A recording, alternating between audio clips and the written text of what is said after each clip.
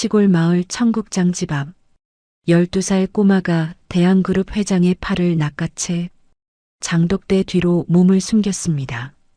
그리고 바로 그 순간 검은 승합차에서 내린 사내들이 골목을 뒤지기 시작했습니다. 오늘은 회장의 딸이 죽은 지 5년 되는 날, 혼자 묘지를 찾은 날이었습니다. 누군가가 그의 목숨을 노리고 있었습니다. 그런데 처음 보는 꼬마가 온몸으로 회장을 숨겨주었습니다. 위기를 넘긴 뒤 꼬마가 내온 청국장 한 그릇, 회장이 국물을 한 숟갈 뜨는 순간 손이 멈췄습니다. 그 청국장 속에는 30년 전 어린 딸만이 고집하던 비밀 재료가 들어 있었기 때문입니다. 이 아이는 대체 누구일까요? 그리고 대한그룹 회장의 목숨을 노린 사람은 도대체 누구이며 왜 그런 걸까요? 회장은 아직 몰랐습니다. 이 아이가 자신의 인생을 완전히 뒤흔들 존재라는 것을요. 사연 시작하기 전에 구독과 좋아요 눌러주시고 어디서 듣고 계신지 댓글에 남겨주세요. 행복과 건강이 함께 하시길 바랄게요. 가을비가 내리고 있었습니다. 산자락의 좁은 길 위로 검은 우산 하나가 천천히 올라가고 있었습니다. 우산 아래에는 머리가 하얗게 센 노인이 있었죠. 구두는 진흙에 파묻혀 있었고 바지 끝단은 젖어 축 늘어져 있었습니다. 이연복, 올해 72살, 대한그룹 회장. 그런 사람이 경호원 하나 없이 혼자 시골 산길을 오르고 있었습니다. 산길 끝 작은 묘지, 비석 하나가 서 있었습니다. 이지수, 1989년 3월 7일에서 2021년 1월 15일, 35살, 세상에서 가장 짧은 이름표였습니다. 연복이 우산을 접었습니다. 비가 머리 위로 쏟아졌지만 신경 쓰지 않았어요. 비석 위 이끼를 손끝으로 닦아내는데 손이 떨리고 있었습니다. 지수야. 목소리가 갈라졌습니다. 12년 전의 일이 떠올랐습니다. 한남동 저택의 서재. 지수가 눈이 벌겋게 부은 채 서 있었어요. 아빠, 저 결혼할 거예요. 딸이 만나는 남자. 이명호. 28살. 전과 이범. 조직 폭력배 출신.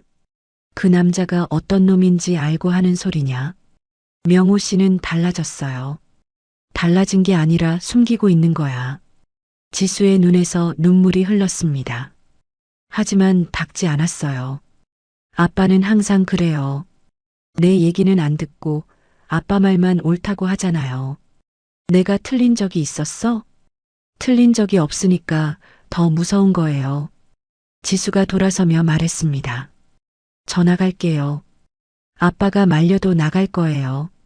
연복은 쫓아가지 못했습니다. 수천억짜리 결정은 1초도 망설이지 않는 사람이 가지 말라는 세 글자를 말하는데 실패한 겁니다. 그게 마지막이었습니다. 딸은 전화번호를 바꿨습니다. 사람을 풀어 찾아봤지만 지수는 어디에서도 흔적이 나오지 않았어요. 5년 전 딸의 죽음을 알게 된 건 우연이었습니다. 연복이 수소문 끝에 고용한 흥신소에서 지방의 한 장례식장 기록을 뒤지다가 사망자 사진 속 얼굴이 지수와 닮았다는 보고를 올린 겁니다. 연복이 장례식장에 도착했을 때는 이미 장례가 끝나가고 있었어요. 관 뚜껑은 닫혀 있었습니다. 묘비 앞에서 일어선 연복이 산길을 내려왔습니다. 배에서 소리가 났어요. 아침부터 아무것도 먹지 않았다는 걸 그제야 깨달았습니다. 골목길을 걷는데 구수한 냄새가 흘러왔습니다. 청국장이었어요. 냄새를 따라가니 작은 가게가 있었습니다. 낡은 기와 지붕, 마당에는 장독대가 빼곡했어요. 장독대 사이에서 소년이 움직이고 있었습니다. 12살쯤 되어 보이는 아이였어요. 연복이 가게 앞에 멈춘 순간 골목 끝에서 엔진 소리가 들려왔습니다. 소년의 고개가 번개처럼 돌아갔어요. 다음 순간 소년이 연복의 팔을 잡았습니다. 아저씨, 빨리요. 이쪽으로 오세요. 장독대 뒤쪽 항아리 사이의 좁은 틈으로 끌려 들어갔습니다. 숨 죽이세요. 승합차 문이 열리고 무거운 발소리 2개가 가까워졌습니다. 여기도 없네. 발소리가 청국장 집 앞을 지날 때 연복은 숨을 멈췄습니다. 심장이 목구멍까지 차오르는 것 같았어요. 발소리가 멀어지고 엔진 소리가 사라진 뒤에야 소년이 고개를 내밀었습니다. 갔어요. 흙을 툭툭 터는 모습이 너무 익숙했어요. 이런 일이 처음이 아닌 것처럼. 배고프시죠? 청국장 끓여드릴게요. 소년이 내온 뚝배기. 연복이 국물을 한 숟갈 뜨는 순간 손이 멈췄습니다. 국물 속에 갈색으로 볶아진 동글동글한 알갱이. 볶은 보리였습니다. 청국장에 볶은 보리를 넣는 사람. 연복이 평생 만나본 중에 딱 한 명뿐이었습니다. 딸 지수. 30년도 더 된 기억.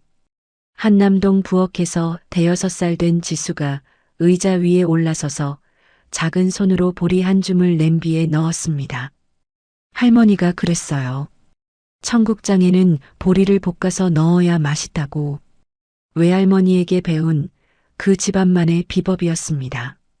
얘야, 이 청국장 누가 만든 거니? 제가요. 엄마한테 배웠어요.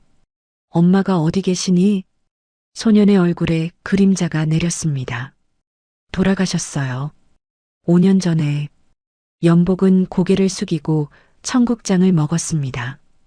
볶은 보리의 고소한 향이 퍼질 때 30년 전 어린 딸이 부엌에서 웃던 얼굴이 겹쳐 보였습니다. 이름이 뭐니? 민재요. 이민재. 차에 오른 연복이 비서에게 전화했습니다. 이 마을에서 5년 전에 죽은 젊은 여자가 있는지 알아봐. 나이는 35쯤. 같은 시각. 마을에서 20분 떨어진 국도변에 아까 그 승합차가 서 있었습니다. 부회장님, 회장님이 마을에 계십니다. 청국장 집에 들어가셨는데 거기 아이가 하나 있습니다.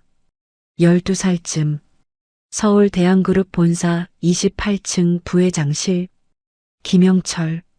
58살. 이연복의 처남이자 대한그룹 부회장. 아이라. 목소리에 아무런 감정이 없었습니다. 그게 오히려 더 무서웠어요. 일단 돌아와. 더 건드리지 말고. 전화를 끄는 영철이 서랍에서 오래된 사진 한 장을 꺼냈습니다. 젊은 여자가 웃고 있었어요. 지수였습니다. 라이터를 켰습니다. 불꽃이 사진 모서리에 닿았어요. 지수의 웃는 얼굴이 일그러지며 재가 되어 부서졌습니다. 형님이 그 마을에 왜 갔을까? 마을은 어두워지고 있었어요. 청국장 집 안쪽에서 순옥 할머니가 나왔어요. 79살. 지수가 마을에 왔을 때부터 곁에서 돌봐준 민재에게는 할머니나 다름없는 사람이었죠. 민재야, 오늘 손님 왔었어? 네. 머리 하얀 할아버지요. 청국장 드시면서 보리를 왜 넣었냐고 물어보시더라고요. 그래서 엄마한테 배웠다고 했어요.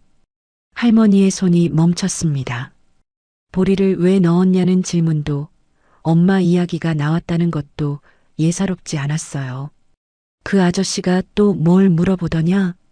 엄마가 어디 계시냐고요. 돌아가셨다고 했어요. 할머니의 눈빛이 달라졌습니다. 앞으로 그 아저씨가 또 오면 엄마 얘기는 하지 마라. 왜요? 나쁜 사람이에요? 한참을 말이 없다가 할머니가 입을 열었습니다. 아직은 모르겠다. 안방으로 들어간 할머니가 장롱 맨 아래 서랍을 열었습니다. 이불 밑에 보자기로 싼 무언가. 손을 얹었지만 꺼내지는 않았어요. 지수가 죽기 전에 맡긴 것. 아빠가 오면 그때 주라고 했던 것. 지수야, 내 아버지가 온 건지도 모르겠구나. 밤이 깊어지고 있었습니다. 그리고 서울에서는 영철이 아직 불을 끄지 않은 채 창밖을 바라보고 있었습니다. 조용한 마을과 서울, 두 곳에서 동시에 무언가가 움직이기 시작하고 있었습니다. 며칠이 지났습니다. 연복은 서울로 돌아온 뒤에도 그 청국장을 잊지 못했습니다. 볶은 보리 알갱이가 숟가락 위에 올라오던 순간이 눈을 감을 때마다 떠올랐어요. 회의 중에도 임원의 목소리가 멀어지고 소년의 한마디만 귓가에 맴돌았습니다. 엄마한테 배웠어요. 그 말이 머릿속에서 사라지질 않았어요. 새벽에 잠이 깨면 천장을 바라보며 되뇌었고 아침을 먹다가도 숟가락을 멈추곤 했습니다. 나흘째 되는 아침, 비서 박 실장이 회장실로 들어왔습니다. 회장님, 요청하신 건 확인했습니다. 5년 전 그 마을에서 사망한 여성이 한 명 있습니다. 이름은 박지수.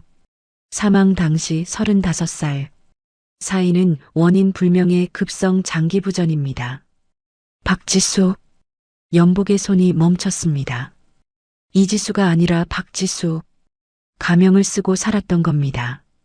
누군가를 피해 완전히 다른 사람이 되어서 결혼 기록은 이명호라는 남성과 혼인신고가 있었고 2년 만에 실종 처리됐습니다. 이명호. 12년 전 연복이 반대했던 바로 그 남자였습니다. 주먹을 쥔 손등에 핏줄이 드러났어요. 아이는 아들 1명. 현재 12살. 마을의 순옥이라는 할머니가 돌보고 있습니다. 연복이 천천히 의자에 등을 기댔습니다. 천장을 올려다보았어요. 청국장을 끓여주던 그 소년이 딸의 아들일 수 있다는 사실이 가슴을 짓눌렀습니다. 확신은 없었어요. 하지만 발끝은 이미 마을을 향하고 있었습니다. 다음 날 연복은 다시 그 마을에 섰습니다. 이번에도 혼자였어요. 청국장집 앞에 도착하니 민재가 마당에서 빨래를 널고 있었어요. 젖은 수건을 빨랫줄에 걸치는 작은 손. 12살 아이가 하기엔 너무 익숙한 살림이었습니다. 나무 빨래집게를 하나씩 끼우는 손놀림이 어찌나 능숙한지 연복은 한참을 말없이 서서 바라보았어요. 아저씨, 또 오셨어요? 민재가 고개를 돌리며 웃었습니다. 눈이 초승달처럼 휘어지는 모양이 딸과 너무 닮아 있었어요. 뚝배기가 나왔습니다. 이번에도 볶은 보리가 들어 있었어요. 연복이 자연스럽게 물었습니다. 민재야, 보리는 어떻게 볶니? 프라이팬에 기름 안 넣고요. 약한 불에서 천천히. 엄마가 그랬어요. 센 불에 볶으면 쓴맛이 난다고. 숟가락이 멈췄습니다. 센 불에 볶으면 쓴맛이 난다. 그건 지수가 입버릇처럼 하던 말이었어요. 외할머니에게 배운 그대로. 민재가 빈 그릇을 치우려고 연복 옆으로 다가왔습니다. 고개를 숙여 그릇을 짚는 순간 연복의 눈이 멈췄습니다. 민재의 오른쪽 귀 뒤에 작은 붉은 점이 있었습니다. 새끼 손톱만한 크기. 점이라기보다는 타고난 자국 같은 것이었어요. 연복의 숨이 막히는 것 같았습니다. 같은 위치, 같은 크기, 같은 모양. 딸 지수에게도 있었습니다. 어릴 때부터 귀 뒤에 있던 붉은 점, 머리를 묶으면 보이고 내리면 감춰지던 점.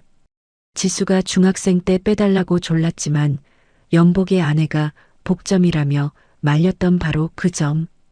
아내는 지수의 머리를 쓸어 넘기며 말했었죠.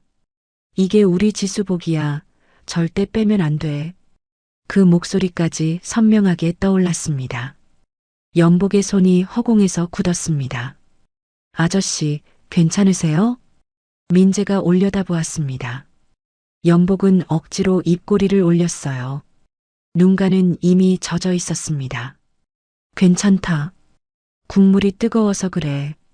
거짓말이었습니다. 볶음보리. 센 불에 볶으면 쓴맛이 난다는 말. 초승달 웃음. 귀 뒤에 붉은 점. 하나씩 쌓일 때마다 우연의 벽이 무너지고 있었어요. 하지만 아직 입 밖으로 꺼내지 못했습니다. 확신이 아니라 확인이 필요했어요. 차에 탄 연복이 한참을 시동도 걸지 않았습니다. 핸들을 잡은 손이 하얗게 질려 있었어요.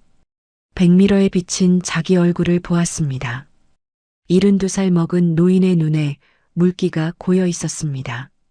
재계의 거물이라는 사람이 12살 아이의 귀 뒤에 있는 점 하나에 이렇게 무너지고 있었어요. 박 비서, 한 가지 더. 이민재의 출생 기록을 확인해. 병원 기록이든 주민등록이든 혈액형도 같은 날 저녁 서울 대한그룹 본사 영철이 부회장실에서 사진을 넘기고 있었습니다. 연복이 마을을 걷는 모습, 청국장 집에 들어가는 모습, 민재와 함께 있는 모습. 두 번째 방문이네. 손가락이 민재의 얼굴 위에서 멈췄습니다. 이 아이 신원은 마을 주민등록상 이민재, 12살. 보호자는 박순옥. 어머니는 사망자 기록에 박지수로 되어 있습니다. 박지수. 영철이 그 이름을 천천히 되뇌었습니다. 의자를 돌려 창밖을 보았어요. 서울 야경이 유리창에 비치고 있었지만 영철의 눈에는 아무것도 들어오지 않았습니다. 지수가 아이를 낳았어. 혼잣말이었지만 방 안의 공기가 차갑게 식는 것 같았습니다. 영철이 서랍을 열었어요. 대한그룹 지분 현황 서류. 15년에 걸쳐 조금씩 사모은 지분. 이연복만 사라지면 이사회를 장악할 수 있었습니다. 그런데 갑자기 손자가 나타났어요. 합법적 상속인이 될 수 있는 아이가. 그 아이에 대해 전부 알아봐. 빠짐없이. 전화를 끄는 영철의 손가락이 팔걸이를 두드렸습니다. 느리고 규칙적인 박자. 무언가를 계산하는 사람의 손짓이었어요. 마을에서는 밤바람이 불고 있었습니다. 청국장집 부엌에서 민재가 내일 쓸 보리를 볶고 있었어요. 프라이팬 위에서 알갱이가 톡톡 튀며 고소한 냄새를 풍겼습니다. 약한 불에서 천천히. 엄마가 가르쳐준 그대로. 순옥 할머니가 부엌 문에 기대서서 민재의 뒷모습을 바라보고 있었습니다. 같은 자리에서 같은 방식으로 같은 냄새를 만들어내는 아이. 지수의 그림자가 겹쳐 보였어요. 지수도 저 자리에서 보리를 볶았습니다. 새벽마다 일어나 프라이팬을 올리고 알갱이가 노릇해질 때까지 나무 주걱으로 천천히 저었죠.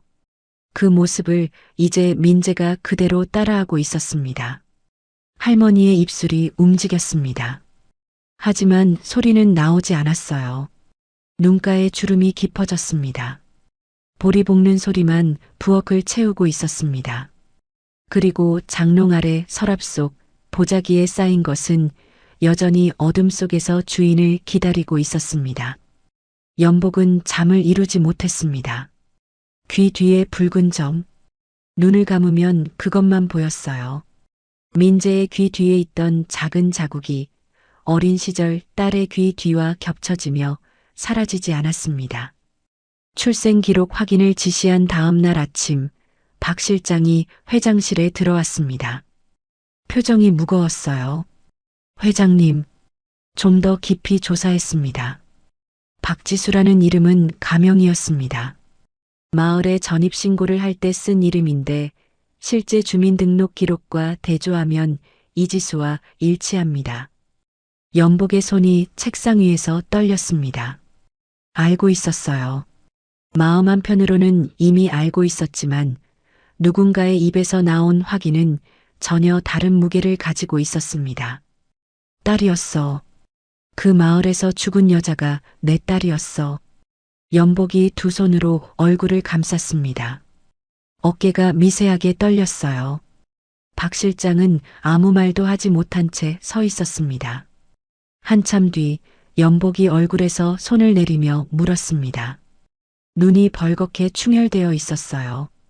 그 아이는, 이민재는, 출생 기록상 아버지는 이명호, 어머니는 이지수입니다. 마을 병원에서 태어났고 혈액형은 AB형입니다. AB형. 연복도 AB형이었습니다. 물론 그것만으로 증명이 되는 건 아니었어요. 하지만 쌓이고 있었습니다. 볶은 보리, 붉은 점, 혈액형, 그리고 이제 출생 기록까지. 우연의 탑은 이미 무너지기 직전이었습니다.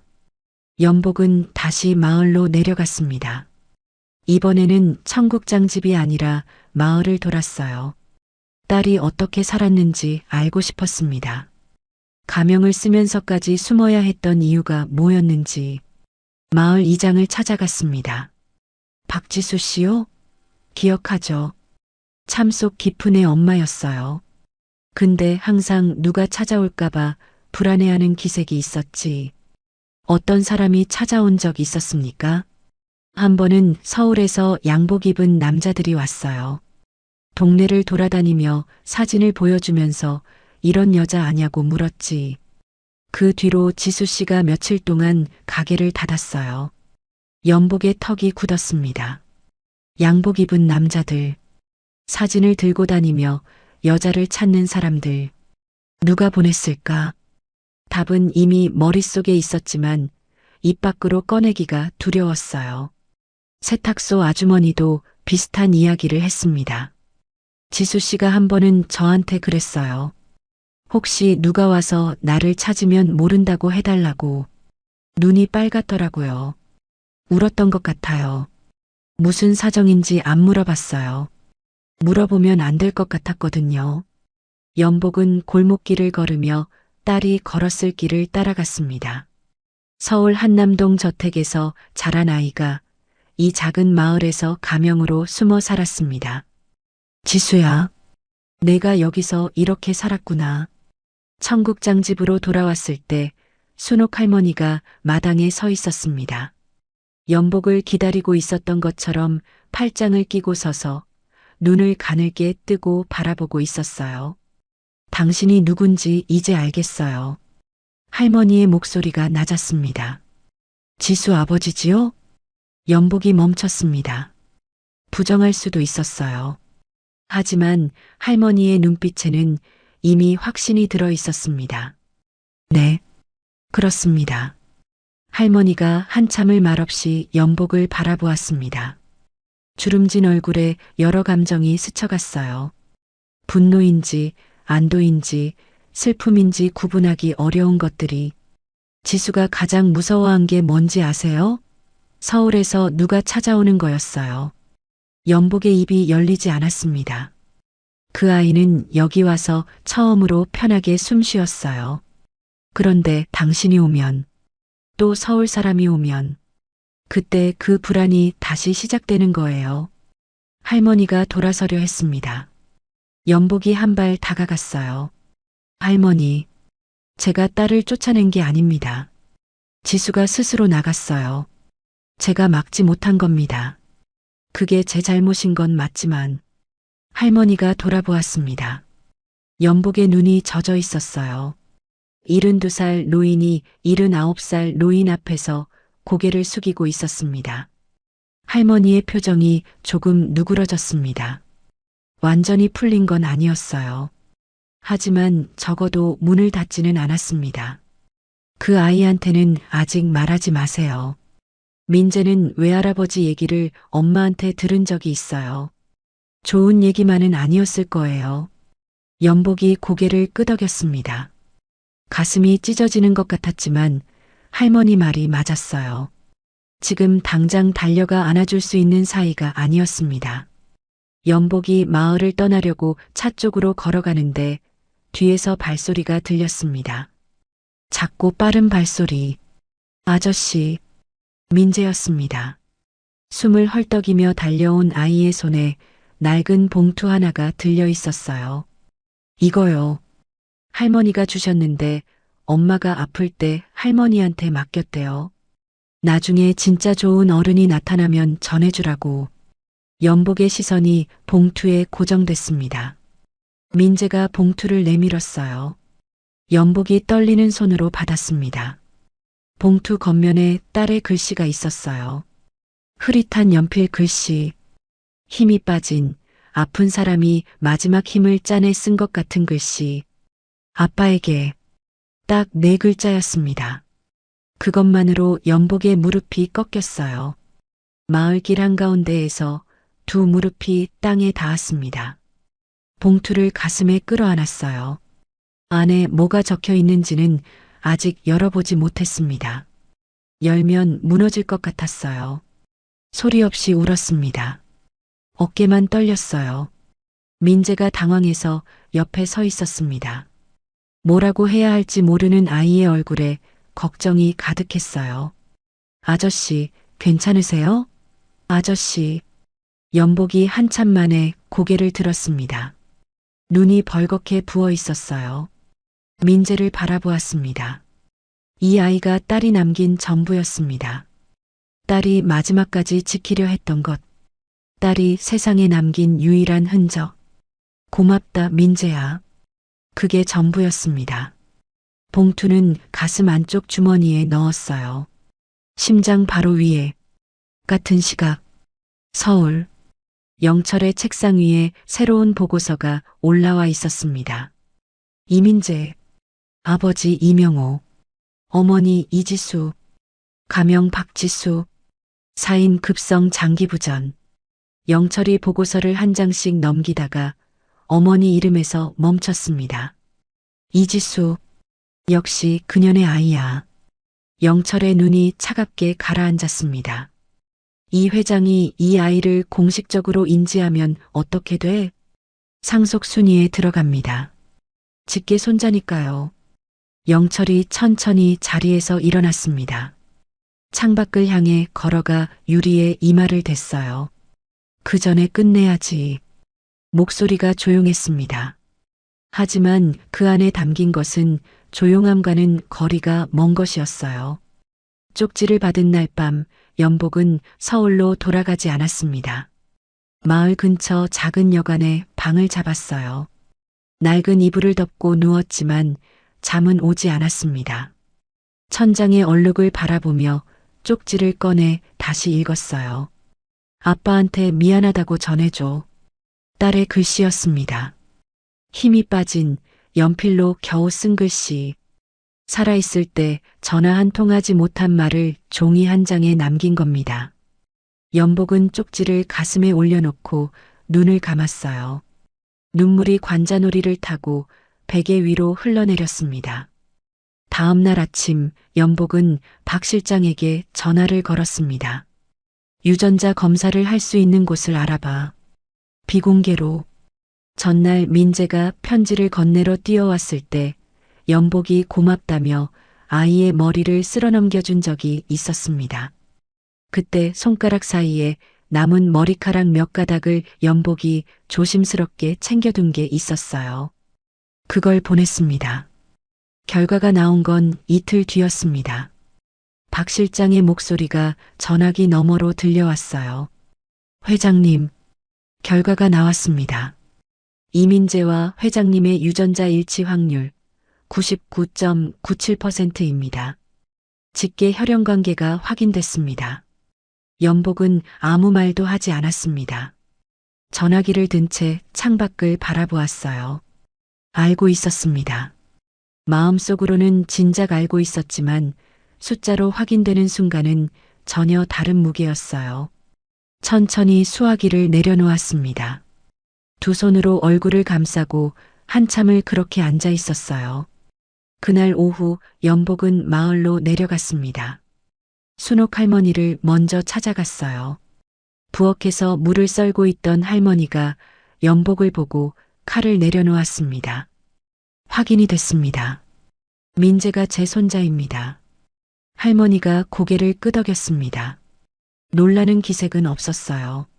알고 있었어요. 지수가 그랬거든요. 아빠가 오면 그 사람이 내 아버지라고. 연복의 눈가가 붉어졌습니다. 민재한테 말하고 싶습니다. 제가 이 아이의 할아버지라고. 할머니가 한참 연복을 바라보다가 천천히 고개를 저었습니다. 그 아이가 받아들일 준비가 됐을지 모르겠어요. 지수한테 외할아버지 이야기를 들었을 텐데 좋은 이야기만은 아니었을 거예요. 알고 있습니다. 그래도 말해야 합니다. 더 미루면 안 될 것 같습니다. 할머니가 한숨을 쉬었어요. 오래 고민하는 표정이었습니다. 그러다 결국 작게 고개를 끄덕였습니다. 민재가 장독대에 있어요. 연복이 마당으로 나갔습니다. 민재가 항아리 뚜껑을 닫고 있었어요. 해질 무렵의 햇살이 아이의 옆 얼굴을 비추고 있었습니다. 작은 손이 행주를 짜서 뚜껑 위를 꼼꼼하게 닦았어요. 민재야. 네, 아저씨. 민재가 고개를 들었습니다. 연복이 민재 앞에 무릎을 꿇고 앉았어요. 아이와 눈높이를 맞췄습니다. 민재가 의아한 표정을 지었어요. 아저씨 왜 그래요? 무릎 아프시게. 민재야. 할 이야기가 있어. 연복의 목소리가 떨리고 있었습니다. 수천 명 앞에서 연설하던 사람이 12살 아이 앞에서 입이 떨어지지 않았어요. 한참을 망설이다가 겨우 말을 꺼냈습니다. 나는 내 외할아버지야. 내 엄마 지수가 내 딸이었어. 민재의 손이 멈췄습니다. 행주를 쥔 채 굳어버린 것처럼 움직이지 않았어요. 눈이 천천히 커졌습니다. 외할아버지요? 그래. 엄마의 아빠야. 민재가 한 발 물러섰습니다. 표정이 바뀌고 있었어요. 놀람이 지나가고 그 자리를 다른 감정이 채우기 시작했습니다. 입술이 떨렸어요. 엄마가 그랬어요. 민재의 목소리가 작아졌습니다. 외할아버지가 엄마를 싫어했다고, 엄마가 결혼한다니까 나가라고 했다고, 연복의 가슴에 못이 박히는 것 같았습니다. 나가라고 한 적은 없었어요. 하지만 딸의 입장에서는 그렇게 느꼈을 겁니다. 아버지가 반대한다는 건 딸에게는 거부당한 것과 다르지 않았을 테니까요. 민재야, 그건. 민재의 눈에 물기가 번졌습니다. 입술을 꽉 깨물고 있었어요. 12살 아이가 울지 않으려고 버티는 모습이었습니다. 하지만 버티지 못했어요. 엄마가 얼마나 힘들었는지 아세요? 목소리가 터져 나왔습니다. 작은 몸에서 나온다고 믿기 어려운 울음이었어요. 엄마가 새벽마다 일어나서 청국장 끓이고 장독대 정리하고 손이 갈라져도 병원 한 번 못 갔어요. 겨울에 손이 터져서 피가 났는데 반창고만 붙이고 또 일했어요. 할아버지는 그때 어디 있었어요? 연복은 대답하지 못했습니다. 할 말이 없어서가 아니었어요. 딸이 손이 터지도록 일하고 있을 때 자신은 서울에서 수천억짜리 회의를 하고 있었으니까요. 엄마가 아플 때도 안 왔잖아요. 엄마가 죽을 때도 안 왔잖아요. 민재가 울음을 참지 못하고 소리를 질렀습니다. 엄마를 버린 사람이 무슨 할아버지예요. 그 한마디가 연복의 가슴 한가운데를 관통했습니다. 버린 게 아니었어요. 찾지 못한 겁니다. 하지만 민재에게 그 차이가 무슨 의미가 있겠습니까? 엄마가 힘들 때 곁에 없었다는 사실은 똑같으니까요. 연복이 무릎을 꿇은 채 고개를 숙였습니다. 맞다. 할아버지가 잘못했다. 민재가 행주를 바닥에 내던지고 뛰쳐나갔습니다. 작은 발소리가 골목을 따라 멀어졌어요. 연복은 장독대 앞에 홀로 남았습니다. 무릎이 땅에 닿은 채 일어나지 못했어요. 순옥 할머니가 마루에서 내려왔습니다. 연복 옆에 서서 민재가 사라진 골목 끝을 바라보았어요. 그 아이한테 시간을 주세요. 12년을 기다린 사람이 며칠을 못 기다려요? 연복은 고개를 끄덕이지도 못했습니다. 그냥 장독대 앞에 앉아 있었어요. 해가 지고 있었습니다. 항아리 위로 노을빛이 번지고 있었지만 연복의 눈에는 아무것도 보이지 않았습니다. 밤이 되었습니다. 민재는 엄마의 옛방에 들어가 문을 닫았어요. 울음이 멈추지 않았습니다. 베개에 얼굴을 묻고 한참을 울다가 이불 밑에서 무언가가 손에 잡혔습니다. 낡은 공책이었어요. 표지가 발에 있었습니다. 엄마가 쓰던 것이라는 걸 바로 알았어요. 엄마의 글씨를 어릴 때부터 봐왔으니까요. 민재가 공책을 펼쳤습니다. 엄마의 일기장이었어요. 앞쪽은 마을에서의 일상이 적혀 있었습니다. 청국장 담근 이야기, 민재가 처음 걸은 날 이야기, 가을에 고추를 말린 이야기. 그러다 뒤쪽으로 갈수록 글씨가 달라졌습니다. 급해지고 흐려지고 떨리기 시작했어요. 마지막 페이지에 이렇게 적혀 있었습니다. 김영철 삼촌이 회사 돈을 빼돌리고 있다. 증거를 모아야 한다. 이걸 들키면 나는. 문장은 거기서 끊겨 있었습니다. 마침표도 없었어요.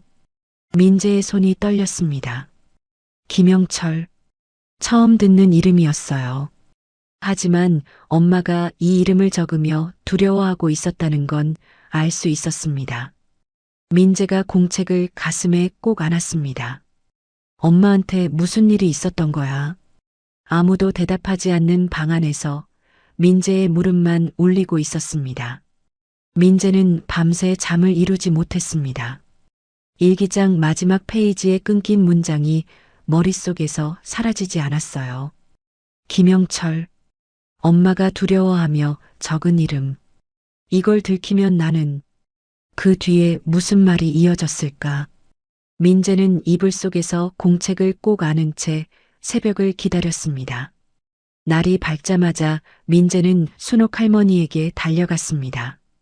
할머니, 이거 봐요.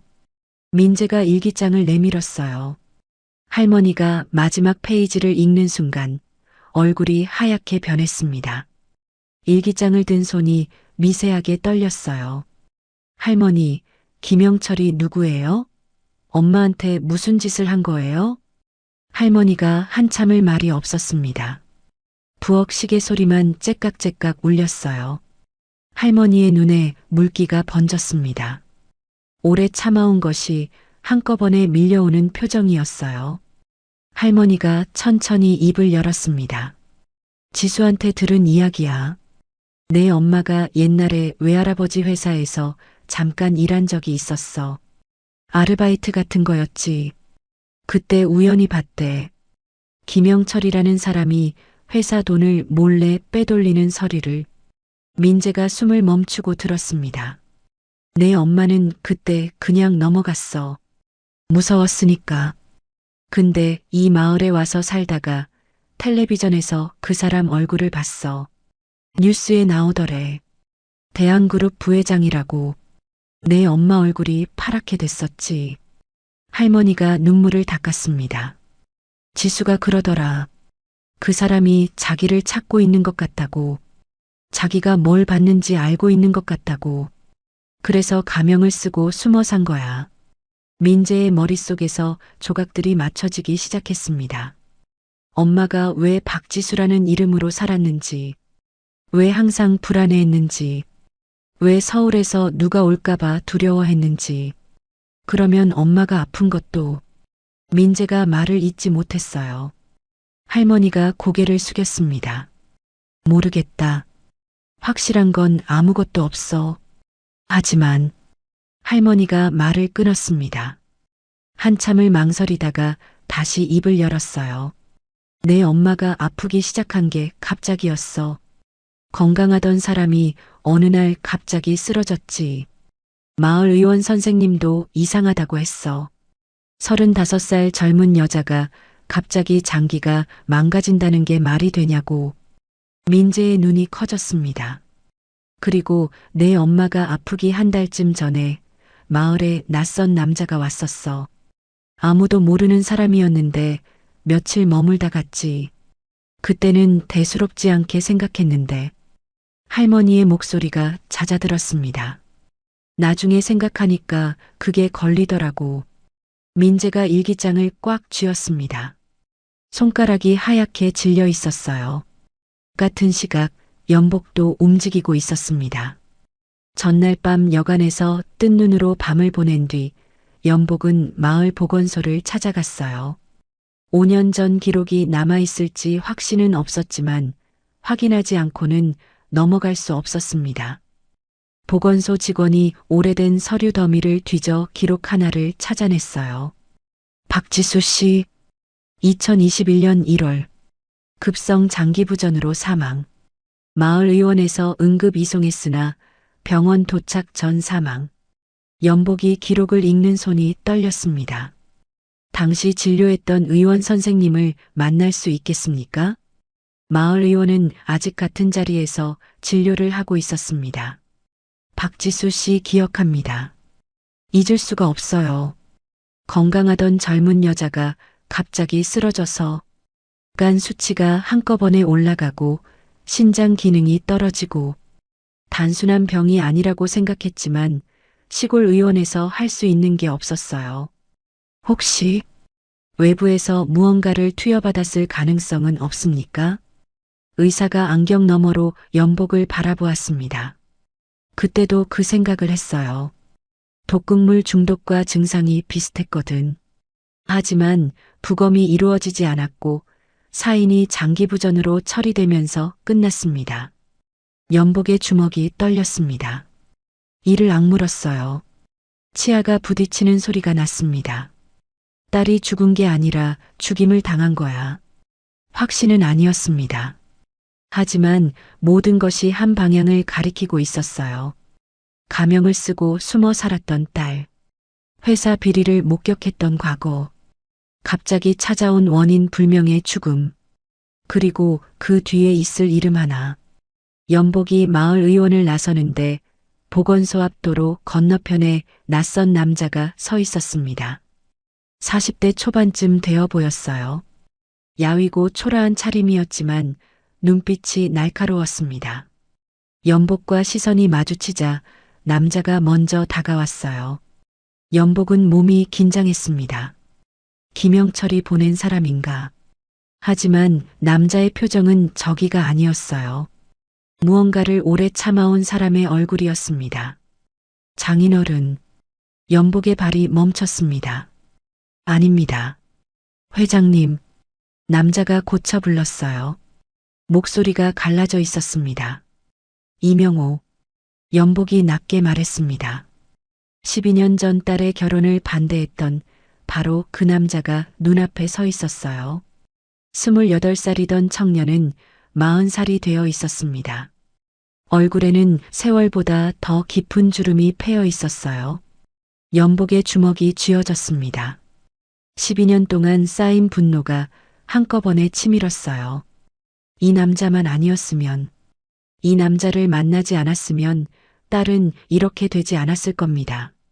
하지만 이명호가 먼저 무릎을 꿇었습니다. 도로 한복판에서 지나가는 사람들이 볼 수 있는 곳에서 두 무릎이 아스팔트에 닿았어요. 회장님, 할 말이 있습니다. 일어나. 지수는 제가 죽인 겁니다. 연복의 손이 이명호의 멱살을 잡았습니다. 72살 노인의 손이라고 믿기 어려운 힘이었어요. 뭐라고 했어? 직접 죽인 게 아닙니다. 제가 막지 못한 겁니다. 이명호의 눈에서 눈물이 흘러내렸습니다. 김영철이 시킨 일이었어요. 연복의 손에서 힘이 풀렸습니다. 멱살을 잡고 있던 손가락이 천천히 벌어졌어요. 김영철. 일기장에 적혀 있던 이름. 할머니에게서 들었던 이름. 그리고 지금 이명호의 입에서 나온 이름. 모든 길이 한 사람을 향하고 있었습니다. 연복이 이명호를 내려다보았어요. 분노는 사라지지 않았습니다. 하지만 그 위에 더 큰 것이 덮여 있었어요. 처음부터 다 말해. 이명호가 고개를 들었습니다. 눈이 벌겋게 충혈되어 있었어요. 네, 다 말씀드리겠습니다. 마을 뒷산 너머로 해가 기울고 있었습니다. 두 남자가 도로변에 서 있었어요. 한 사람은 12년 전 딸을 떠나보낸 아버지, 한 사람은 12년 전 아내를 지키지 못한 남자. 긴 이야기가 시작되려 하고 있었습니다. 마을 외곽의 낡은 정자. 두 사람이 마주 앉아 있었습니다. 이명호가 먼저 입을 열었어요. 목소리가 갈라져 있었지만 피하지 않았습니다. 눈을 똑바로 보며 말하기 시작했어요. 저는 원래 김영철 밑에서 일했습니다. 조직에 있었어요. 김영철이 비자금을 만드는 과정에서 필요한 자비를 했습니다. 돈을 옮기고 사람을 만나고 서류를 전달하고 연복의 턱이 굳었습니다. 이명호가 이어갔어요. 12년 전 김영철이 저한테 명령을 내렸습니다. 이연복 회장의 딸에게 접근하라고, 가까워져서 약점을 잡으라고. 연복의 손이 무릎 위에서 떨렸습니다. 딸의 결혼이 처음부터 계획된 것이었다는 말이었어요. 이를 악물었지만 소리는 내지 않았습니다. 처음에는 임무였습니다. 지수 씨에게 우연을 가장해서 다가갔어요. 같은 카페에서 마주치고 떨어뜨린 물건을 주워주고, 그런 식으로. 이명호의 눈이 먼 곳을 보았습니다. 그런데 시간이 지나면서 달라졌어요. 지수 씨는 제가 만나본 어떤 사람과도 달랐습니다. 세상을 무서워하지 않았어요. 솔직했고 따뜻했고 저 같은 사람한테도 진심으로 대해줬습니다. 이명호의 목소리가 흔들렸어요. 사랑하게 됐습니다. 진짜로. 그래서 김영철한테 보고를 거짓으로 올렸어요. 별다른 약점이 없다고, 접근을 중단하겠다고. 김영철이 그냥 놔뒀을 리가 없지. 연복이 처음으로 입을 열었습니다. 낮고 단단한 목소리였어요. 네, 안 놔뒀습니다. 김영철이 저한테 경고했어요. 그 여자한테 빠지면 너도 끝이야. 하지만 저는 지수 씨한테 모든 걸 고백했습니다. 제가 누구고 왜 접근했는지. 연복의 눈이 커졌어요. 지수가 알고 있었어? 네, 다 말했습니다. 지수 씨가 이틀 동안 저를 안 만나줬어요. 그러다 사흘째 되는 날 찾아와서 그랬습니다. 알았으니까 이제 진짜로 시작하자고. 연복은 입을 다물었습니다. 딸은 모든 걸 알고도 이 남자를 선택한 겁니다. 그 사실이 가슴 어딘가를 찔렀어요. 아버지의 반대를 무릅쓴 게 단순한 반항이 아니었다는 걸 12년이 지나서야 알게 된 겁니다. 결혼하고 2년 동안은 괜찮았습니다. 김영철이 저를 내버려 두는 것 같았어요. 하지만 착각이었습니다. 어느 날 전화가 왔어요. 김영철 쪽 사람한테서 내 아내가 옛날에 회사에서 뭘 받는지 알고 있다고, 가만히 있으면 좋겠다고. 이명호의 얼굴이 일그러졌습니다. 그때부터 협박이 시작됐어요. 지수한테 해코지를 하겠다고, 저도 끝장내겠다고. 저는 지수를 지킬 방법을 찾아야 했는데 제가 옆에 있으면 오히려 더 위험하다는 걸 알았어요. 김영철한테 저는 끈이었으니까요. 저를 통해 지수를 감시하고 통제할 수 있었으니까. 그래서 사라진 거야. 네. 스스로 실종 처리를 했습니다. 지수한테도 말하지 않았어요. 제가 사라지면 김영철이 저를 통해 지수를 찾는 경로가 끊길 거라고 생각했습니다. 연복이 이명호를 바라보았어요. 분노가 가시지 않았습니다. 하지만 그 안에 다른 것이 섞여 있었어요. 이 남자도 나름의 방식으로 딸을 지키려 했다는 걸 인정하고 싶지 않지만 느끼고 있었습니다. 근데 결국 막지 못했잖아. 연복의 목소리가 떨렸어요. 이명호가 고개를 떨궜습니다. 네. 제가 떠난 뒤에도 김영철은 지수를 찾고 있었어요. 지수가 회사에서 뭘 받는지, 증거를 갖고 있는지 확인하려고. 그리고 지수가 마을에서 증거를 모으고 있다는 걸 알게 된 것 같습니다. 지수가 증거를 모으고 있었다고? 네. 지수가 회사 인턴 시절에 본 비자금 이체 내역을 기억하고 있었고, 마을에서 뉴스와 인터넷으로 추가 정보를 모으고 있었던 것 같습니다. 김영철이 그걸 알았을 때 지수가 아프기 시작했어요. 연복의 이가 갈렸습니다. 너는 그때 어디 있었어? 뒤늦게 소식을 듣고 달려왔습니다. 하지만 도착했을 때는 이미 장례가 끝난 뒤였어요. 이명호의 어깨가 떨렸습니다. 두 손으로 얼굴을 감싸며 울기 시작했어요. 40살 남자가 소리 없이 무너지고 있었습니다. 지수가 죽고 나서 5년 동안 저는 이 마을 근처를 떠나지 못했어요. 민재를 멀리서 지켜봤습니다. 학교에 가는 걸 보고 장독대에서 일하는 걸 보고 가까이 갈 수는 없었어요. 자격이 없으니까. 연복은 아무 말도 하지 않았습니다. 근데 최근에 김영철 쪽 사람들이 다시 움직이기 시작했습니다. 마을 주변에서 낯선 차를 봤어요. 회장님이 이 마을에 오시기 시작하면서 김영철이 뭔가 눈치를 챈 것 같습니다. 민재가 위험해질 수 있어요. 연복의 등이 곧게 섰습니다. 분노 위에 공포가 덮였어요. 딸을 잃었습니다. 손자마저 잃을 수는 없었습니다. 그래서 내가 지금 나타난 거야. 네. 민재를 지키려고요. 아버지로서 한 게 아무것도 없지만 이것만큼은 해야 합니다. 연복이 이명호를 한참 내려다보았습니다. 이 남자를 용서할 수 있는지는 모르겠어요. 하지만 지금은 그게 중요하지 않았습니다. 중요한 건 하나뿐이었어요. 민재를 지켜야 한다. 같은 시각, 마을. 민재가 학교를 마치고 돌아오는 길이었습니다. 좁은 시골길을 따라 걷는데 뒤에서 차 한 대가 천천히 따라오고 있었어요. 검은색 세단이었습니다. 민재는 처음에 신경 쓰지 않았어요. 하지만 골목을 꺾어도 차가 따라왔습니다. 한 번 더 꺾었는데도 민재의 걸음이 빨라졌습니다. 가슴이 두근거렸어요. 또 그 사람들인가. 청국장집이 보이는 골목에 들어서자 민재가 뛰기 시작했어요. 뒤에서 차 문이 열리는 소리가 들렸습니다. 순옥 할머니가 마당에서 이걸 보았습니다. 민재가 뛰어오는 모습과 그 뒤로 내리는 사내의 그림자를. 할머니가 민재를 잡아 집 안으로 끌어들이고 문을 닫았어요. 할머니, 저 사람들이 또. 민재의 목소리가 떨리고 있었습니다. 할머니가 민재를 안았어요. 작은 몸이 할머니 품에서 떨고 있었습니다. 할머니가 전화기를 집어들었습니다.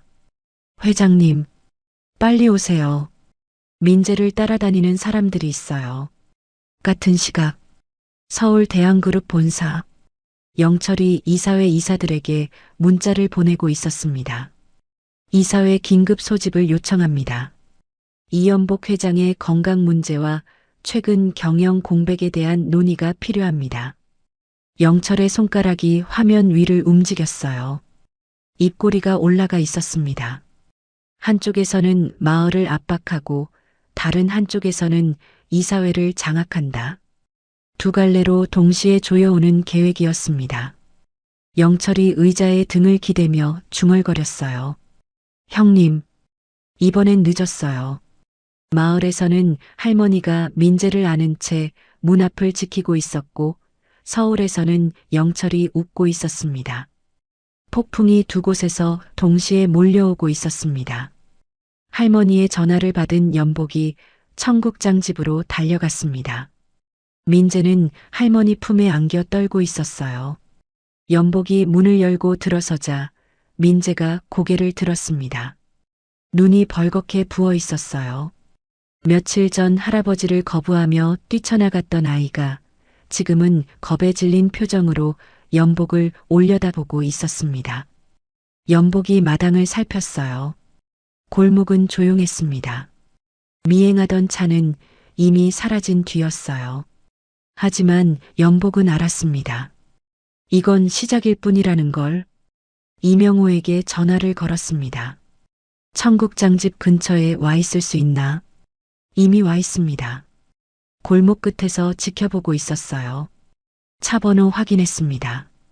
김영철 쪽 사람이 맞습니다. 연복이 이를 악물었어요. 이명호에게 말했습니다. 오늘 밤 여기 있어. 민재 곁에. 네. 연복은 서울로 올라가야 했습니다. 할머니의 전화를 받기 직전 비서에게서 연락이 왔었어요. 이사회 긴급 소집이 내일 아침이라고. 연복은 민재를 한 번 더 바라보았습니다. 아이가 할머니 뒤에 숨어 고개만 내밀고 있었어요. 며칠 전 엄마를 버린 사람이라고 소리쳤던 아이였지만 지금 이 순간만큼은 그냥 겁먹은 12살이었습니다.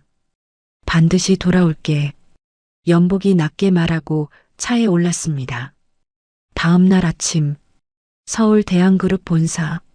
연복이 본사 로비에 도착했을 때 안내 데스크 직원이 난처한 표정을 지었습니다.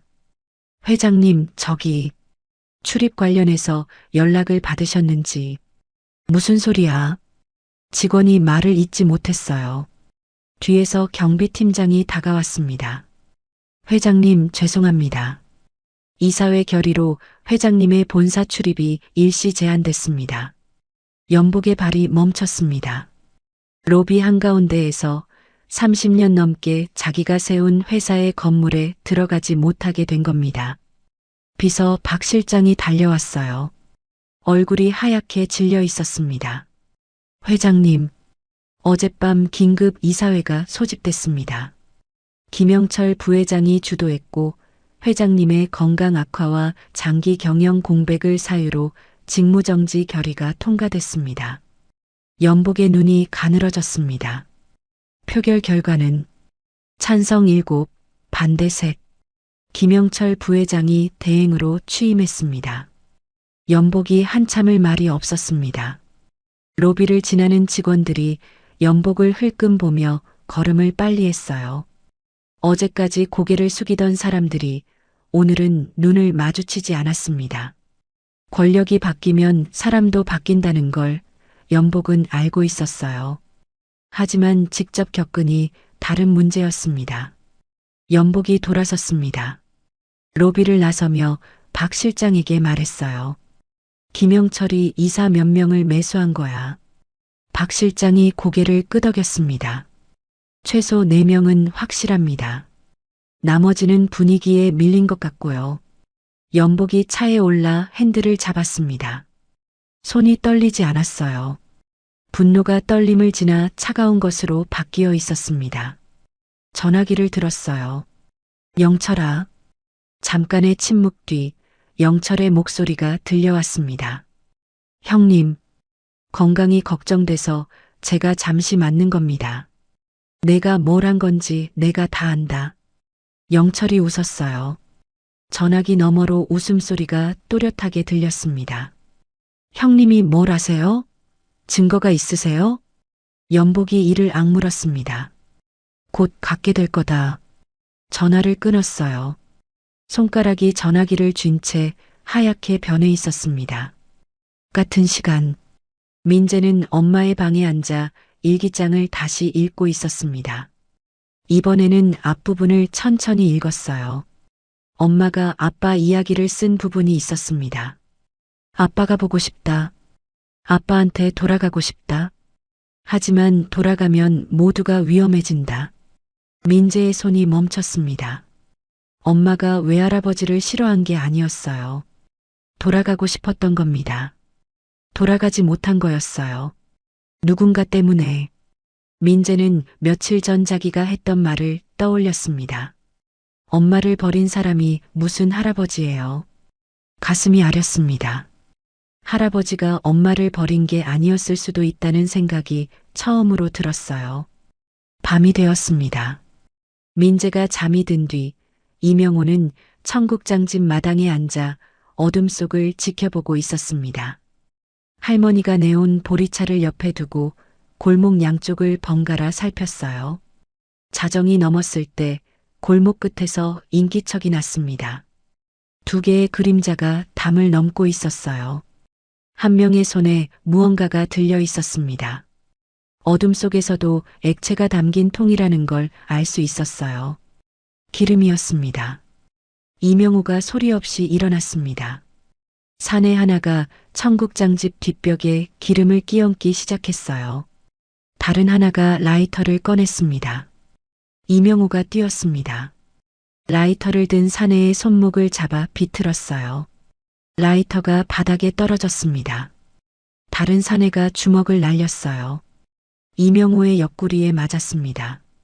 하지만 이명호는 쓰러지지 않았어요.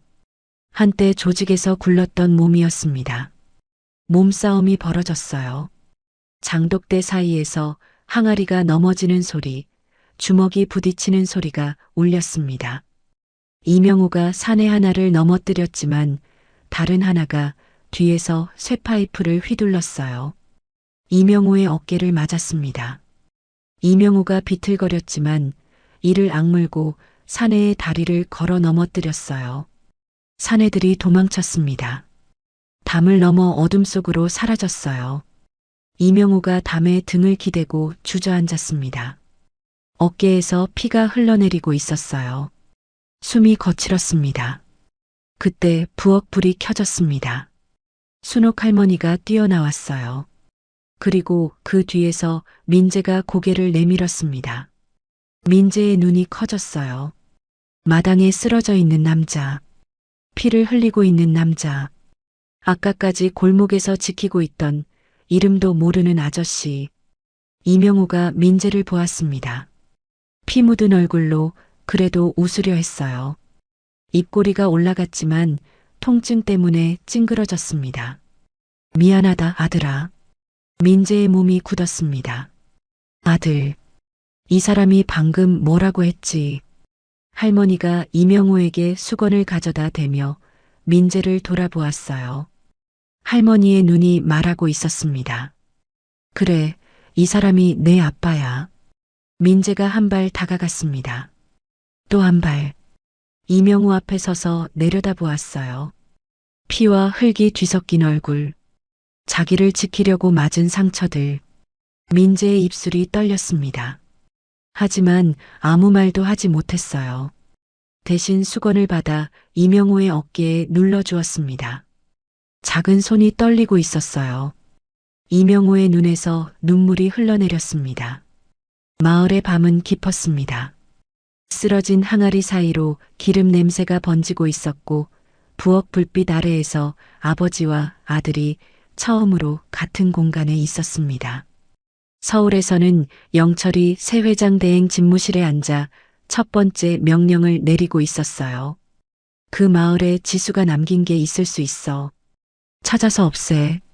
전쟁은 이제 막 시작되고 있었습니다. 마을 병원 응급실. 새벽 2시. 이명호가 침대에 누워 있었습니다. 어깨에 감긴 붕대 사이로 피가 살짝 배어 있었어요. 의사가 쇠파이프에 맞은 자리를 꿰매고 나간 뒤 병실에는 두 사람만 남았습니다. 민재가 침대 옆 의자에 앉아 있었어요. 한마디도 하지 않았습니다. 이명호도 말이 없었어요. 천장의 형광등이 지직거리는 소리만 병실을 채우고 있었습니다. 먼저 입을 연 건 민재였어요. 아저씨가 아빠예요? 이명호가 천천히 고개를 돌렸습니다. 민재의 눈을 보았어요. 그래.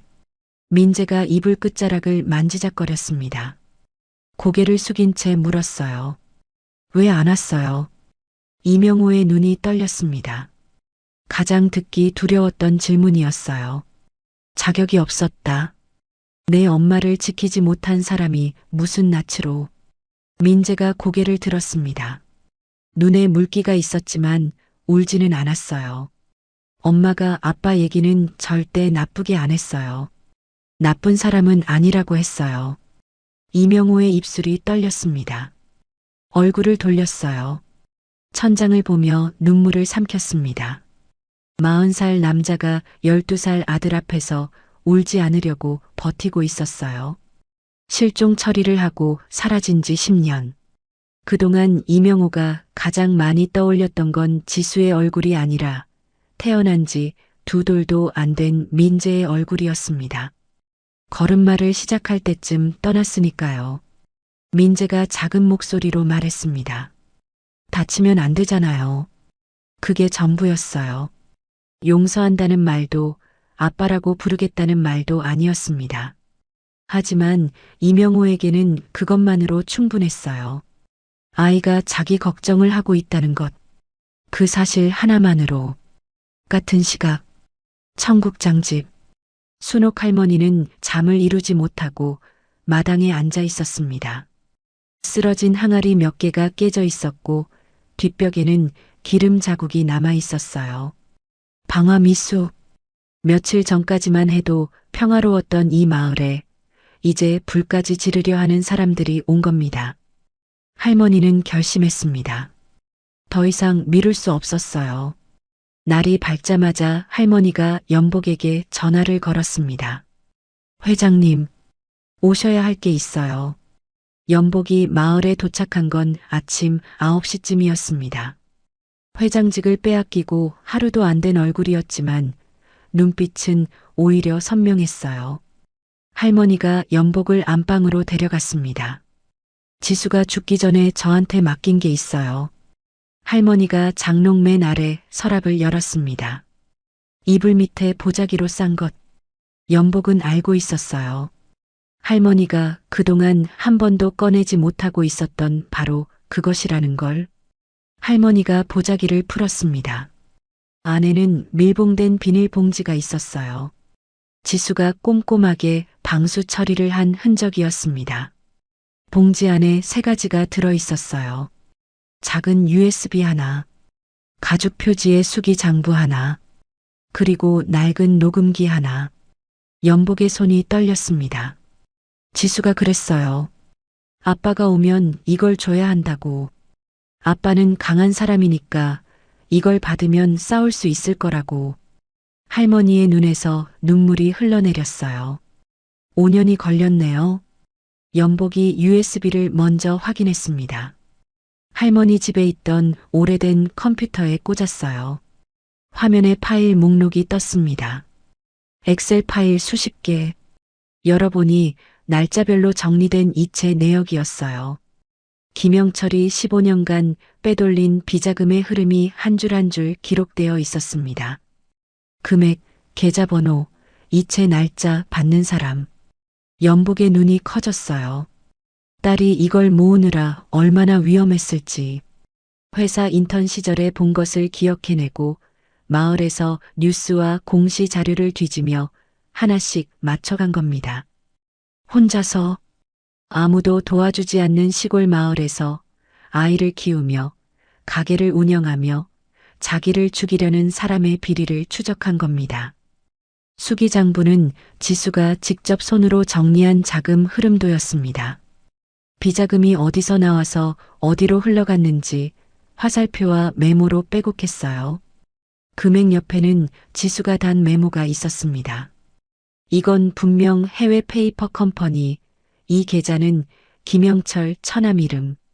글씨는 또박또박했지만 뒤쪽으로 갈수록 급해지고 있었습니다. 일기장과 같은 변화였어요. 위험이 가까워지고 있다는 걸 지수도 느꼈던 겁니다. 그리고 녹음기. 연복이 재생 버튼을 눌렀습니다. 잡음 섞인 소리가 흘러나왔어요. 잠시 뒤 목소리가 들렸습니다. 지수를 처리해. 조용히. 연복의 손이 굳었습니다. 영철의 목소리였어요. 낮고 차분한 감정 없는 그 특유의 목소리. 12년 동안 형님이라고 부르며 옆에 있던 처남의 목소리가 딸을 죽이라는 말을 하고 있었습니다. 녹음은 이어졌어요. 상대방이 물었습니다. 어떤 수준으로요? 아프다가 죽는 것도 사고야. 연복이 녹음기를 멈췄습니다. 손이 떨리다가 주먹을 쥐었어요. 손톱이 손바닥에 박혔지만 느끼지 못했습니다. 한참을 말없이 앉아 있다가 연복이 입을 열었어요. 지수야, 내가 이걸 모으느라 얼마나. 끝까지 말하지 못했습니다. 할머니가 옆에서 조용히 말했어요. 지수가 이걸 맡기면서 그랬어요. 아빠한테만은 꼭 전해달라고. 아빠라면 끝까지 해낼 거라고. 연복이 눈물을 닦았습니다. 손등으로 거칠게 문질렀어요. 지수야, 아빠가 한다. 반드시. 연복이 증거를 챙겨 가방에 넣었습니다. USB, 장부, 녹음기. 딸이 목숨을 걸고 모은 것들. 이제 이걸 세상에 내놓을 차례였어요. 그때 이명호에게서 전화가 왔습니다. 회장님, 김영철이 저한테 연락했습니다. 민재의 친부로서 상속 포기 서류에 서명하면 10억을 주겠다고. 연복의 눈이 가늘어졌어요. 어떻게 했나? 거절했습니다. 잠깐 침묵이 흘렀어요. 이명호가 이어 말했습니다.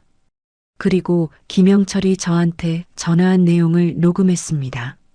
10억 제안한 것도 민재를 언급한 것도 전부 들어 있습니다. 연복의 입꼬리가 올라갔습니다. 이번 일이 시작된 이후 처음으로 잘했어. 전화를 끄는 연복이 창밖을 바라보았어요. 하늘이 맑았습니다. 며칠째 흐리던 날씨가 처음으로 개어 있었어요. 서울에서는 영철이 다음 수를 준비하고 있었습니다. 변호사를 불러 허위 진단서를 만들고 있었어요. 이연복이 치매 초기 증상을 보이고 있다는 내용이었습니다. 이걸로 이연복을 완전히 무력화시킬 수 있었어요. 형님을 영구 퇴임시킬 수 있는 근거가 되겠지? 변호사가 고개를 끄덕였습니다. 의사소견서까지 있으면 법적으로 문제 없습니다. 영철이 웃었어요. 하지만 영철은 알지 못했습니다. 자기가 15년간 쌓아온 모든 것의 증거가 이미 연복의 가방 안에 들어있다는 걸, 그리고 자기가 이명호에게 건 전화가 고스란히 녹음되어 있다는 걸, 연복이 서울로 향하는 차 안에서 가방 속 USB를 한번 만져보았습니다. 기다려라, 영철아. 차창 밖으로 가을 햇살이 쏟아지고 있었습니다. 서울로 올라온 연복은 그날 밤 잠을 자지 않았습니다. 한남동 저택의 서재. 12년 전 딸과 마지막으로 마주했던 바로 그 방에서 연복은 오래된 측근 변호사 정 변호사와 마주 앉아 있었어요. 테이블 위에 3가지가 놓여 있었습니다. USB, 수기장부 녹음기, 그리고 이명호가 보내온 녹음 파일이 담긴 전화기 하나. 정 변호사가 USB의 파일을 하나씩 확인하며 고개를 끄덕였습니다. 15년치 비자금 이체 내역이 전부 있습니다. 계좌 추적이 가능한 수준이에요. 수기장부는 자금 흐름을 정리한 건데 이것만으로도 검찰이 움직일 겁니다. 녹음은 정 변호사가 녹음기를 재생했어요. 영철의 목소리가 흘러나왔습니다. 지수를 처리하라는 그 목소리. 변호사의 표정이 굳었어요. 이건 살인 교사 혐의까지 갈 수 있습니다. 회장님, 내일 이사회에서 이걸 공개하시겠습니까? 연복이 고개를 끄덕였습니다. 문제가 하나 있습니다. 회장님은 현재 직무정지 상태예요. 이사회 참석 자격이 없습니다. 연복이 잠시 생각하다가 입을 열었어요. 직무정지지, 이사 자격을 박탈당한 건 아니야. 나는 아직 등기이사야. 이사회 참가는 할 수 있어. 정 변호사가 정관을 확인하더니 고개를 끄덕였습니다. 맞습니다. 참관 자격으로 입장은 가능합니다. 발언권은 의장이 허가해야 하지만 의장이 영철이지. 네. 연복이 창밖을 바라보았어요. 영철이 내 발언을 막으면 증거를 직접 틀어버리면 돼. 이사들 눈앞에서. 정 변호사가 이명호에게 연락을 취했습니다. 내일 이사회 시간에 맞춰 경찰과 함께 본사에 와달라고. 이명호는 짧게 대답했어요. 가겠습니다. 제가 한 일에 대해서도 다 말하겠습니다. 밤새 작전을 짰습니다. 증거 공개 순서, 이사들 반응에 따른 대응, 경찰 투입 타이밍. 새벽 5시가 되어서야 연복이 소파에 잠깐 눈을 붙였어요. 손에는 딸의 편지가 쥐어져 있었습니다. 다음 날 오전 10시, 대한그룹 본사 28층 대회의실, 이사회가 열렸습니다. 긴 테이블 양쪽으로 이사 10명이 앉아 있었어요. 상석에는 영철이 앉아 있었습니다. 회장 대행 명패가 그 앞에 놓여 있었어요. 영철의 표정은 여유로웠습니다. 오늘 안건은 하나입니다. 이연복 전 회장의 건강 문제를 사유로 한 영구 퇴임안을 상정합니다. 영철이 서류를 꺼냈어요. 허위 치매 진단서가 들어 있었습니다. 의료진 소견에 따르면 이연복 전 회장은 치매 초기 증상을 보이고 있으며 경영 판단 능력에 심각한 문제가. 그 순간 회의실 문이 열렸습니다.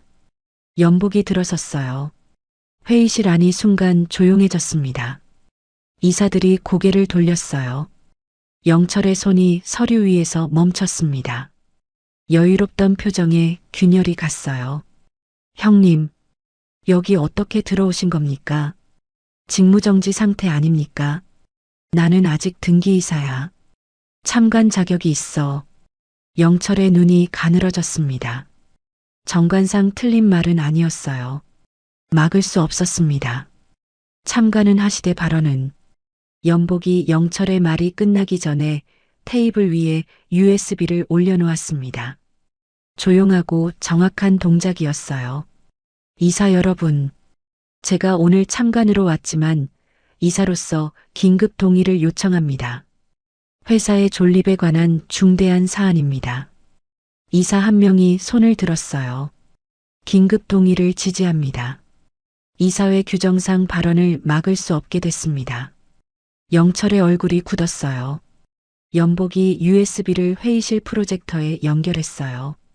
화면이 켜졌습니다. 15년간의 비자금 이체 내역이 스크린에 떴습니다. 날짜, 금액, 계좌번호, 받는 사람. 한 줄 한 줄이 김영철이 빼돌린 돈의 흔적이었어요. 이사들의 얼굴이 하얘졌습니다. 몇몇은 서류를 넘기며 금액을 확인했어요. 숫자가 올라갈수록 회의실의 공기가 무거워졌습니다. 이건 조작입니다. 형님이 만들어낸 거예요. 영철이 자리에서 일어섰어요. 목소리가 높아져 있었습니다.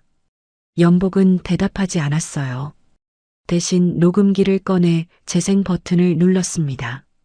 영철의 목소리가 회의실에 울려 퍼졌습니다. 지수를 처리해. 조용히. 어떤 수준으로요? 아프다가 죽는 것도 사고야. 회의실이 얼어붙었습니다. 이사들이 영철을 바라보았어요. 영철의 얼굴에서 핏기가 빠져나가고 있었습니다. 이건 내 목소리가 아닙니다. 조작이에요. 합성이야. 영철이 소리쳤어요. 하지만 목소리가 떨리고 있었습니다. 그때 회의실 문이 다시 열렸습니다. 이명우가 들어왔어요. 그리고 그 뒤에 사복경찰 2명이 함께 있었습니다. 이명우가 이사들을 향해 고개를 숙였어요. 저는 이명우입니다. 김영철 부회장의 지시를 받고 일했던 사람입니다. 비자금 운반, 인력 동원, 그리고 이연복 회장의 딸 이지수에 대한 감시와 위협까지 제가 한 일에 대해 전부 증언하겠습니다. 영철이 벌떡 일어났어요. 이 사람은 전과자입니다. 조직 폭력배 출신이에요. 이런 사람의 말을 믿으시겠습니까? 이명우가 주머니에서 전화기를 꺼냈습니다. 어제 김영철 부회장이 저한테 직접 전화했습니다. 이연복 회장의 손자에 대한 상속 포기 서류에 서명하면 10억을 주겠다고 녹음되어 있습니다. 경찰이 영철에게 다가갔어요. 김영철 씨, 배임, 횡령, 살인 교사 혐의로 동행을 요청합니다. 영철의 다리가 떨렸습니다. 의자를 잡으려 했지만 손이 미끄러졌어요. 형님, 이러시면 안 됩니다. 저도 가족이잖아요. 형님, 제발. 연복이 돌아보았습니다. 영철을 바라보는 눈이 차가웠어요. 하지만 차가움 속에 슬픔이 있었습니다. 한때 가족이라고 믿었던 사람이니까요. 넌 가족이 뭔지도 모르는 사람이야. 영철의 양쪽 팔에 경찰의 손이 올라갔습니다. 수갑이 채워졌어요. 이사회 전원이 지켜보는 앞에서 영철이 끌려나갔습니다. 회의실 문이 닫혔어요. 정적이 흘렀습니다. 연복이 이사들을 둘러보았어요. 내 딸은 이 증거를 모으다가 죽었습니다. 여러분이 앉아 계신 이 자리를 지키려고 아무도 입을 열지 못했습니다. 연복이 천천히 자리에 앉았어요. 다리에 힘이 풀려 있었지만 내색하지 않았습니다. 모든 것이 끝나고 연복은 빈 회의실에 혼자 앉아 있었습니다. 정 변호사도 이사들도 경찰도 다 나간 뒤였어요. 창밖으로 오후 햇살이 들어오고 있었습니다. 전화기가 울렸어요. 모르는 번호였습니다. 받았어요. 할아버지. 민재의 목소리였습니다. 처음으로 할아버지라고 불렀어요. 연복의 눈에서 눈물이 흘러내렸습니다. 이사회에서도 영철 앞에서도 경찰 앞에서도 울지 않았던 사람이 12살 아이의 한마디에 무너졌습니다. 저 이번 주말에 엄마 묘지에 갈 건데요. 같이 가실래요? 연복은 한참을 말하지 못했어요. 목이 메어서 겨우 한마디를 짜냈습니다. 그래, 같이 가자. 전화를 끊고 연복은 빈 회의실에서 한참을 울었습니다. 겨울이 지나갔습니다. 김영철의 재판이 시작됐고 뉴스에는 대한그룹 비자금 사건이 연일 보도됐어요. 15년간 빼돌린 금액, 페이퍼 컴퍼니를 통한 자금 세탁, 그리고 이지수에 대한 살인 교사 혐의. 영철은 법정에서 모든 혐의를 부인했지만 증거가 너무 명확했습니다. 딸이 목숨을 걸고 모은 것들이 하나도 빠짐없이 영철의 발목을 잡고 있었어요. 연복은 이사회에 복귀했습니다. 직무정지가 해제되고 매수됐던 이사들은 하나둘 사표를 냈어요. 회사는 서서히 제자리를 찾아가고 있었습니다. 하지만 연복에게 진짜 중요한 건 회사가 아니었어요. 마을에 봄이 왔습니다. 청국장 집에 새 간판이 걸렸어요. 나무 간판에 민재가 직접 페인트로 글씨를 썼습니다. 삐뚤빼뚤하지만 또박또박한 글씨. 지순의 청국장. 연복이 간판을 올려다보며 한참을 서 있었어요. 딸의 이름이 걸려 있었습니다. 가명이 아닌 진짜 이름으로. 더 이상 숨지 않아도 되는 이름으로. 할아버지, 글씨가 좀 삐뚤어졌죠? 민재가 옆에서 올려다보며 물었어요. 아니다. 잘 썼어. 연복이 미소 지었습니다. 입꼬리만 올라간 게 아니라 눈가에도 웃음이 번졌어요. 마을에 오기 시작한 이후 처음으로 진짜 웃음이었습니다. 주말 아침, 연복과 민재가 산길을 올랐습니다. 처음 이 길을 올랐을 때는 가을이었어요. 비가 내리고 혼자였고 구두는 지늘게 빠져 있었습니다. 지금은 봄이었어요. 산길 양쪽으로 개나리가 피어 있었고 옆에는 손자가 걷고 있었습니다. 민재가 한 손에 꽃다발을 들고 있었어요. 다른 손에는 작은 비닐봉지가 들려 있었습니다. 안에 사과 몇 개와 떡이 들어 있었어요. 할머니가 챙겨준 것이었습니다. 할아버지, 힘들면 쉬었다 가요. 괜찮다. 이 정도는. 연복이 숨이 차 있었지만 멈추지 않았어요. 72살 먹은 무릎이 아팠지만 이 길은 끝까지 걸어야 했습니다. 묘지에 도착했습니다. 비석은 깨끗했어요. 누군가가 정기적으로 관리한 흔적이 있었습니다. 순옥 할머니였어요. 5년 동안 할머니가 이 길을 닦고 풀을 뽑아왔던 겁니다. 민재가 묘비 앞에 꽃다발을 놓았습니다. 그 옆에 사과와 떡을 정갈하게 올렸어요. 엄마, 할아버지가 왔어요. 민재가 묘비를 향해 말했습니다. 목소리가 떨리지 않았어요. 또박또박했습니다. 오늘 할아버지랑 같이 왔어요. 엄마가 보고 싶었던 사람이래요. 민재가 한 발 물러서서 연복을 바라보았어요. 연복이 묘비 앞에 섰습니다. 비석에 새겨진 딸의 이름을 손끝으로 천천히 따라갔어요. 처음 이 묘지에 왔을 때와 같은 동작이었습니다. 하지만 그때와 다른 것이 있었어요. 옆에 손자가 서 있었습니다. 지수야. 연복의 목소리가 갈라졌습니다. 아빠가 늦었다. 많이 늦었다. 바람이 불었어요. 묘비 옆 들꽃이 흔들렸습니다. 내가 보낸 편지 읽었어. 미안하다고 했지. 사랑한다고 했지. 아빠도 똑같아.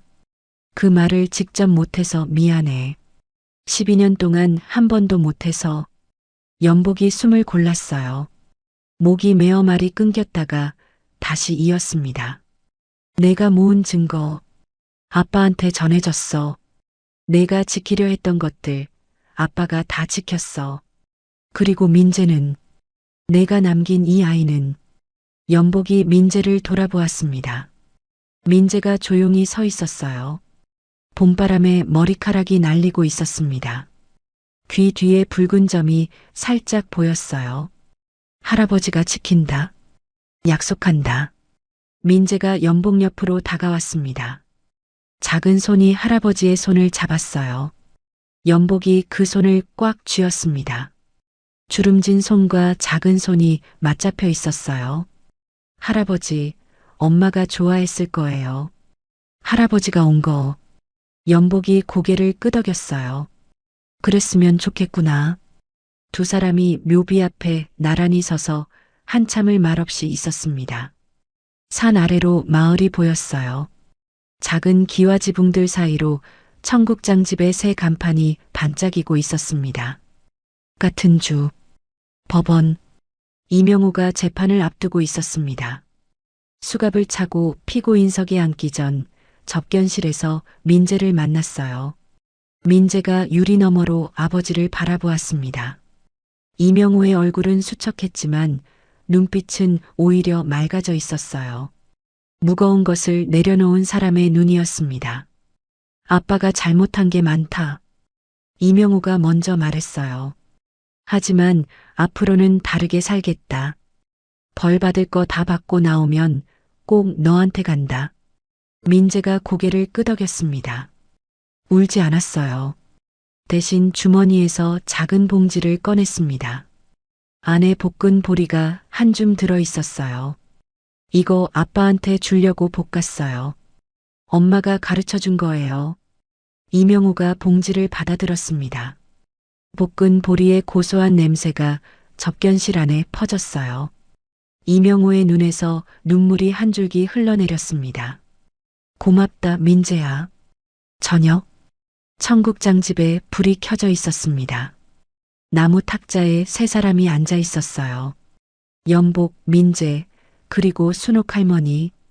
뚝배기에서 청국장이 보글보글 끓고 있었습니다. 볶은 보리가 국물 속에서 동글동글 떠다니고 있었어요. 민재가 할머니 앞에 밥그릇을 놓으며 말했습니다. 할머니, 오늘은 제가 차렸어요. 많이 드세요. 할머니가 밥그릇을 받아들며 웃었어요.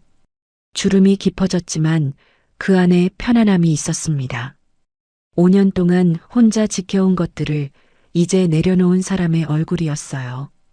연복이 한 숟갈 떠서 입에 넣었습니다. 처음 이 가게에 왔을 때와 같은 맛이었어요. 볶은 보리의 고소한 향이 혀 위에 퍼졌습니다. 하지만 그때와 전부 달랐어요. 그때는 이름도 모르는 소년이 내온 청국장이었고 지금은 손자가 할아버지를 위해 끓여준 청국장이었습니다. 같은 맛인데 마음이 달랐어요. 연복이 할머니를 바라보았습니다. 할머니, 그동안 고마웠습니다. 지수도 민재도 할머니가 아니었으면. 말끝이 흐려졌어요. 할머니가 손을 저었습니다. 그런 말 마세요. 지수가 내 딸 같았으니까. 민재도 내 손자 같았으니까. 당연한 걸 한 거예요. 할머니의 눈가가 젖었지만 웃고 있었습니다. 할아버지, 내일은 손님 많이 올 것 같은데 제가 일찍 일어나서 준비할게요. 그래. 할아버지도 같이 일어날게. 할머니가 숟가락을 들며 말했어요. 나도 빠질 수 없지. 장독대 뚜껑은 내가 열어줄게. 세 사람이 웃었습니다. 작은 가게 안에 웃음소리가 퍼졌어요. 오래된 나무 탁자가 이렇게 많은 사람의 웃음을 담은 건 아마 처음이었을 겁니다. 부엌벽에 액자 2개가 나란히 걸려 있었습니다. 하나는 지수가 만삭일 때 찍은 사진이었어요. 배를 감싸 안고 웃는 얼굴. 다른 하나는 민재가 며칠 전 할아버지와 함께 찍은 사진이었습니다. 청국장 집 앞 장독대를 배경으로 할아버지와 손자가 나란히 서 있었어요. 두 사진 속에서 같은 웃음이 이어지고 있었습니다. 밤이 내리고 있었어요. 청국장 집의 불빛이 마을 골목을 따뜻하게 밝히고 있었습니다. 장독대 위로 별이 하나둘 떠오르고 있었어요. 봄바람이 항아리 사이를 지나며 작은 소리를 냈습니다. 설거지를 마친 할머니가 마루에 나와 앉았어요. 안에서는 민재가 할아버지에게 내일 메뉴를 설명하는 소리가 들렸습니다. 할머니가 그 소리를 들으며 작게 중얼거렸어요. 지수야, 이제 됐다. 아무도 듣지 못하는 말이었습니다. 하지만 봄바람이 그 말을 실어 나르는 것 같았어요. 청국장 집의 불빛은 밤이 깊어져도 꺼지지 않았습니다. 가족의 사랑은 아무리 늦어도 닿을 수 있습니다. 중요한 건 빠르기가 아니라 끝까지 포기하지 않는 마음이에요. 여러분의 곁에도 아직 전하지 못한 한마디가 있다면 오늘 꼭 전해보세요. 이 이야기가 마음에 남으셨다면 구독과 좋아요, 댓글로 응원 부탁드립니다. 감사합니다.